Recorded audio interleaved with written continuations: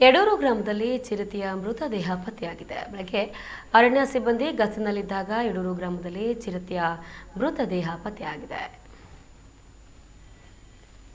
ಮರಣೋತ್ತರ ಪರೀಕ್ಷೆಯ ನಂತರ ಚಿರತೆ 5 ವರ್ಷದ ಪ್ರಾಯದ್ದು ಎಂದು ಗೊತ್ತಾಗಿದೆ. ಮೇಲ್ನೋಟಕ್ಕೆ ಸ್ವಾಭಾವಿಕ ಸಾವು ಎಂದು ತಿಳಿದುಬಂದಿದೆ. ಇನ್ನು ಆರ್ಎಫ್ಒ ಸಂತೋಷ್ ಮಲ್ಲನಗೌಡ ಪ್ರಕರಣ ದಾಖಲಿಸಿಕೊಂಡಿದ್ದಾರೆ. ಪಶು ವೈದ್ಯಾಧಿಕಾರಿಗಳಿಂದ ಮರಣೋತ್ತರ ಪರೀಕ್ಷೆ ನೀಡಿದ್ದು ವರದಿ ಬಂದ ನಂತರ ಸೂಕ್ತ ಕ್ರಮ ಕೈಗೊಳ್ಳುವುದಕ್ಕೆ ನಿರ್ಧರಿಸಲಾಗಿದೆ. ಇನ್ನು ಹಿರಿಯ ಅಧಿಕಾರಿಗಳ ಸಮ್ಮುಖದಲ್ಲಿ ಮೃತದೇಹ ಪತ್ತೆಯಾದ ಜಾಗದಲ್ಲೇ ನಿಯಮಾನುಸಾರ ಅಂತ್ಯಕ್ರಿಯೆ ಮಾಡಲಾಯಿತು.